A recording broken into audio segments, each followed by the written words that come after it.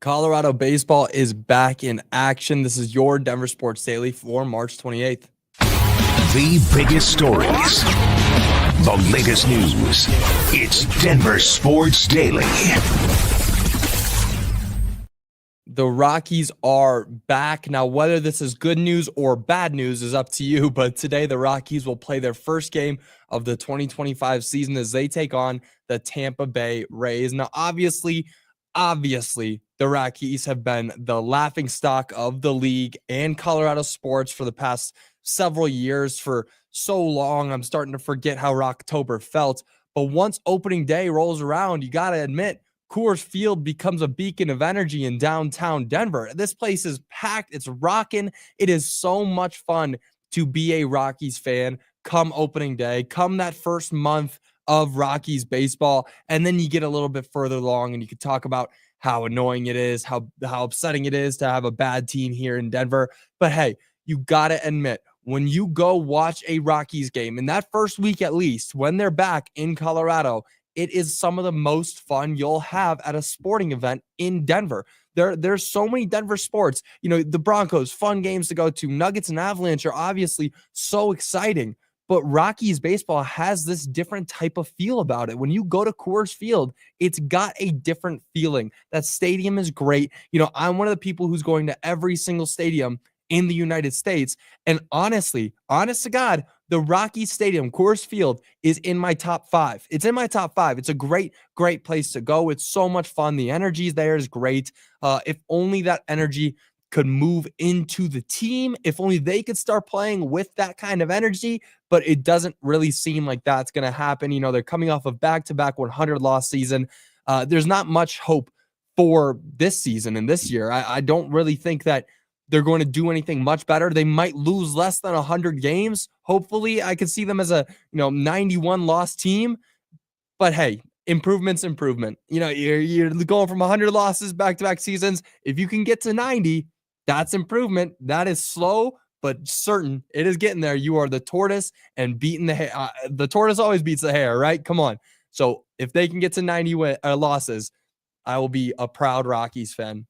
Now, the good news is Kris Bryant will be healthy to start the season, which is, of course, good news because he's only played in 159 games in his 3 seasons with the team. Now, Kris Bryant is one of those that a lot of Rockies fans have mixed feelings on. And honestly, some of the real diehard Rockies fans probably aren't a big fan of Kris Bryant, but it is good to hear that he will be healthy to start the season. Now, if he'll play the whole season, that's yet to be seen. Of course, we're not there yet. We haven't seen how it's going to be for the whole season, but it is good that he's finally out there, making the starting lineup for the team. He's getting out there. He will be playing today. And another player playing today is Kyle Freeland. He'll be the first to take the mound in the Rocky 33rd season. This is the 33rd season of the Rockies, and he's taking the mound for the first pitch. It's going to be exciting to see how he plays.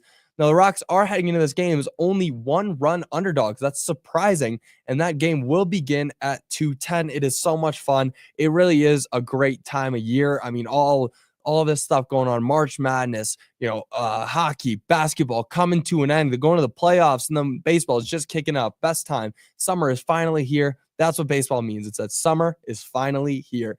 Now, moving on, it is a Nuggets game day. Get ready for a blowout because tonight the Nuggets are taking on the Utah Jazz in their 4th and final matchup of the season. Now, the Nuggets are looking to complete the season sweep of the Jazz as they beat them in the 3 prior matchups this year.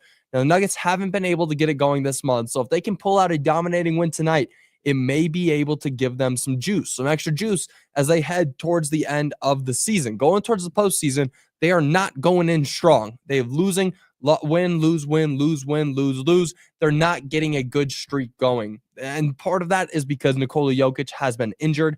He missed 5 games. Big loss, of course. The Nuggets are one of the best teams in the league statistically when Nikola Jokic is on the court, and when he's off, they are not even a playoff team. They're a 10-win team.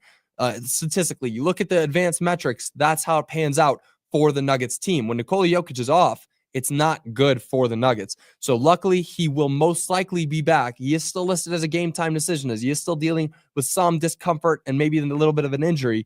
But heading towards the postseason, wins like this, like you have to get tonight, are important. Take the easy ones when you get them. You cannot lose another game like this like you did to the Washington. You cannot do that. That is impossible. Heading towards the postseason, take the easy wins, let the hard ones go. That's fine. You lose one to the Utah Jazz, that's a major problem. But you lose one against the Boston Celtics, that's fine. Now, if Nikola Jokic is playing, he's of course looking to continue his MVP campaign. He's coming off the back of a 39-point triple-double to break the franchise record for most in a season, breaking his own record, which was set at 29. If he's playing, if he plays for the rest of the season, he could very, very well break Russell Westbrook's triple-double record for most in a season. Now, the Nuggets are heading into tonight's matchup as 16-point home favorites, and that game will tip off at 7 p.m. And the Avalanche, last night, wow, watching them, they completely destroyed the Los Angeles Kings, winning 4-0. Now, the Avs extended their win streak to 4 after shutting out the Kings. And going into the second period, the score was 0-0. But in the second, Logan O'Connor and Marty Necas turned up. Marty Necas, oh my goodness, what a performance from him. Scored 2 goals in the second period and assisted a goal in the third to Jonathan Drouin. Incredible play. Incredible play all around, honestly, from this entire Avs squad. The Great Wall of Blackwood, that's the new name I'm coining. By the way, I might put a little trademark there. Mackenzie Blackwood, arguably his best outing of the season, saving all 22 shots on goal. Incredible numbers. 22 shots on goal. Nothing's getting by him. The Great Wall of Blackwood. Now, the Avs are now 45, 25, and 3, and still in third in the Central Division, but only 5 points behind Dallas. Going towards the postseason, they are making it clear that they're pushing for a higher seed. They want to make every push that they can, get every win that they can heading towards the postseason. This month, March, has been incredible as an Avs fan. It really, just watching it as an Avs fan, it's been incredible. I can't even imagine how that team feels.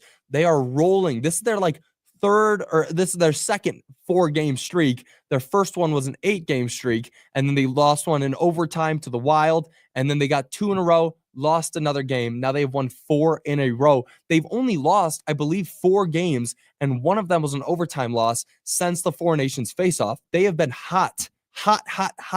They are killing it. Everything that they're doing is correct, and players like Marty Necas, Brock Nelson, those guys have really made an incredible impact. It's going to be him, Marty Necas, Brock Nelson, and Mackenzie Blackwood that are the 3 biggest pieces to why the Avs win a Stanley Cup this season. Honestly, you look back at this time next year, when we get to this time next year, you look back and it'll be true. It'll still stand true that the Avs won a Stanley Cup because of those 3 players. That you got to give a lot of credit to the front office there, because those moves were so crucial, and it really was a good sign. Especially being an Avs fan, it's really nice to know that the team wants to win just as much as the fans do, and they went out and they got it done. They're doing it. They are doing exactly what they need to do to win.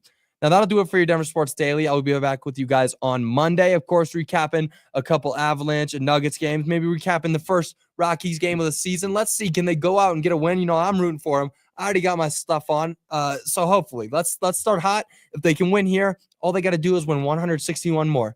They can do it, I believe. But that'll do it for your Denver Sports Daily. I will see you guys all on Monday. Until then, y'all have a great weekend and a great rest of your day. Bye, y'all.